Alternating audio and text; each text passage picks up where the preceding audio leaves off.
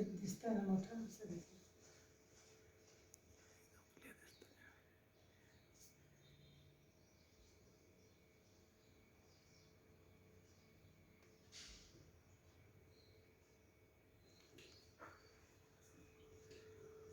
अभी अणुसूत्र हम लोगों को बनाना है. इस अणुसूत्र बनाने के लिए मैंने एक संयोजकता वाले नहीं तो बघ ना अजून दाखव ना. एक संयोजकता वाले तत्व, दो संयोजकता वाले तत्व, तीन संयोजकता वाले तत्व, चार संयोजकता वाले तत्व और पांच संयोजकता वाले तत्वों के नाम और उनके संकेत लिखे हैं. देखो तत्व है ये तो इसको कैसे लिखना है. आप एक कॉपी लेंगे, एक कॉपी लेंगे.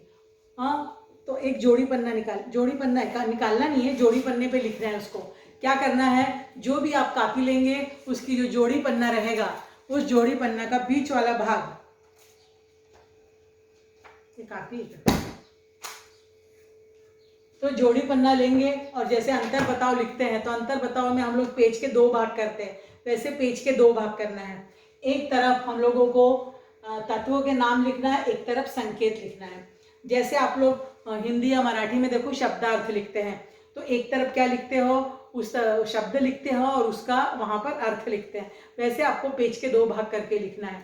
सबसे पहले पेज पे लिखेंगे एक संयोजकता वाले, फिर उसके पीछे दूसरे पेज पे लिखेंगे दो संयोजकता वाले और तीसरे पेज पे तीन संयोजकता वाले और चार संयोजकता वाले और पांच, यानी आपको 3 पेज लगेगा. तो जैसे आपने ये कॉपी है तो कॉपी का जोड़ी पन्ना ले लेना है आपको. जोड़ी पन्ना आपकी छोटी कॉपी होगी तो आप छोटी कॉपी लेंगे. तो ये जोड़ी पन्ना है. तो इस जोड़ी पन्ना का जो पहला साइड होता है, मतलब आपकी ये जोड़ी पन्ना है, देखो ये 2 पन्ने आपको लगने वाले हैं, लेकिन इसको फाड़ना नहीं है. यहाँ पर से आप स्टार्ट करोगे, पेज के 2 भाग करेंगे. पेज का 2 भाग बोले तो इस प्रकार, देखो इस प्रकार आपको 2 भाग करना है. हो गया. अब इस तरफ आपको तत्व के नाम लिखना है और इस तरफ संकेत. तो पहले पेज पे एक संयोजकता वाले तत्व, इतने 16 तत्व यहाँ पे लिख लेंगे. फिर पन्ना पलटेंगे, भले नीचे जगह भी बचे रहे तो भी आपको दूसरा पेज लेना है. फिर दो संयोजकता वाले दूसरे पेज पे, इसमें भी यहाँ पर भी आपको पेज का 2 भाग करना है और पेज का 2 भाग करने के बाद में एक तरफ तत्व के नाम और एक तरफ संकेत लिखना है. फिर तीसरे पेज पे आपको 3 संयोजकता वाले, देखो ये तीसरा पेज है आपका, तो तीसरे पेज पे 3 संयोजकता वाले में 6 ही है, 6 आ जाएंगे. एक लाइन छोड़ के 4 संयोजकता वाला लिखोगे, एक लाइन छोड़ के 5 संयोजकता वाला लिखेंगे. समझ रहा है आपको. तो इस प्रकार आपको 3 पन्ने में आपकी पूरी कहानी खत्म हो जाएगी. और ये लिखने के बाद में इसका आप ऐसा 2 कॉपी बनाना. एक कॉपी आपके कॉपी में रहेगी और दूसरी आपकी हमेशा जेब में रहेगी. उठते बैठते आपको याद करना है. कैसे वो बाद में देखेंगे. पहले हम लोग तत्वों के संकेत देख लेते हैं. एक संयोजकता वाले तत्व हाइड्रोजन, देखो ट और ड का बहुत ही ध्यान रखना है. ट और ड में जरा भी गलती की तो आपका पूरा अणुसूत्र, बाद में आपका समीकरण बिगड़ जाएगा. Hydrogen H, sodium Na, potassium K, सब कैपिटल है. सिल्वर Ag, पहला लेटर कैपिटल दूसरा small. Ammonium NH3, chloride Cl, bromide Br, iodide I, nitrate NO3, nitrite NO2, bicarbonate HCO3, bisulphate HSO4, hydroxide OH, chlorate ClO3, L small है. Cuprous, यहाँ पर cuprous copper एक संयोजकता में आता है, इसी को तांबा भी बोलते हैं. Cu, मर्क्यूरस यानी मरकरी एक पारा भी बोलते हैं, Hg. ये पूरे 16 एक संयोजकता में आएंगे. समझ गए. फिर 2 संयोजकता वाले तत्व, दूसरा पन्ना लेना है. 2 संयोजकता वाले तत्व, oxide O, carbonate CO3, sulphide S, sulphite SO3, sulphate SO4. देखो ट ड का बहुत ध्यान रखना है, 3 4 का ध्यान रखना है.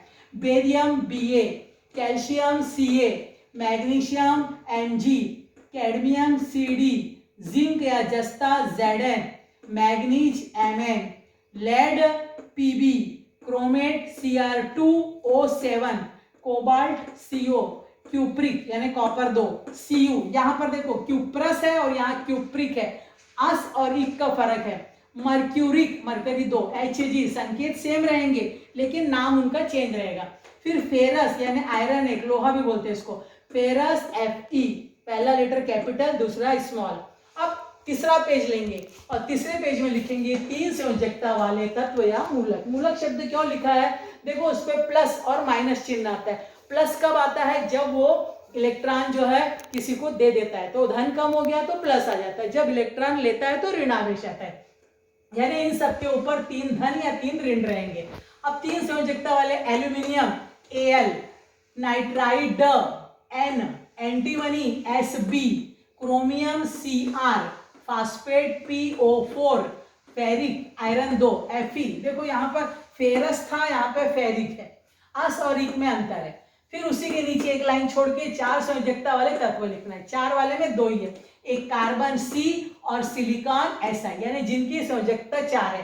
फिर एक लाइन छोड़ के लिखना 5 संयोजकता वाले तत्व या मूलक, फास्फोरस P। समझ गए? इस प्रकार आपको ये पूरा याद करना भी है।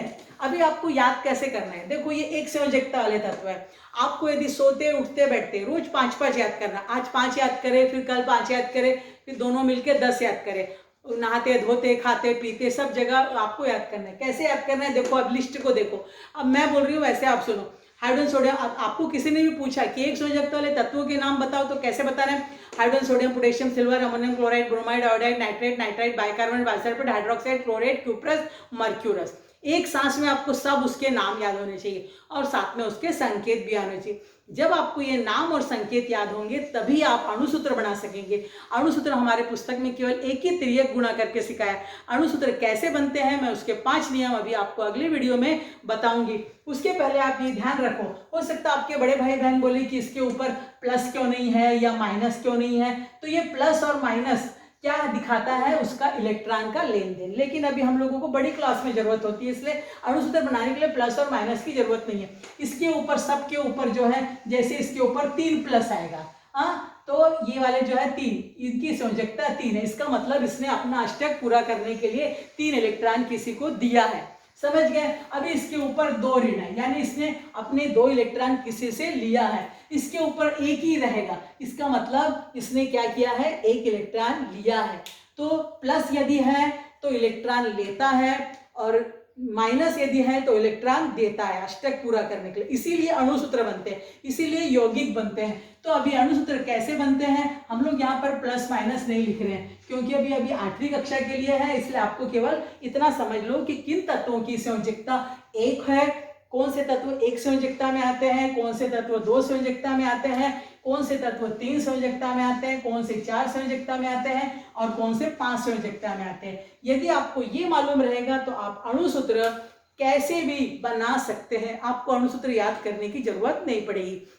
जैसे हमने अभी कितने सारे अणुसूत्र दिखे थे, सोडियम नमक का अणुसूत्र NaCl, क्रोमियम सल्फेट का अणुसूत्र CrSO4 ऐसे करके, तो Cr2SO4 थ्राइस। तो ये सब कैसे बनते हैं ये अभी मैं आपको अगले वीडियो में सिखाती हूँ कि अणुसूत्र, ये केवल ये याद करने की चीज होती है, कभी भी अणुसूत्र याद नहीं किया जाता है, संकेत और संयोजकता याद की जाती है, अणुसूत्र अपने आप बनते हैं, अणुसूत्र बनाने के नियम होते हैं। चलिए अब हम अगले वीडियो में देखते हैं अणुसूत्र बनाने के 5 नियम कौन से हैं।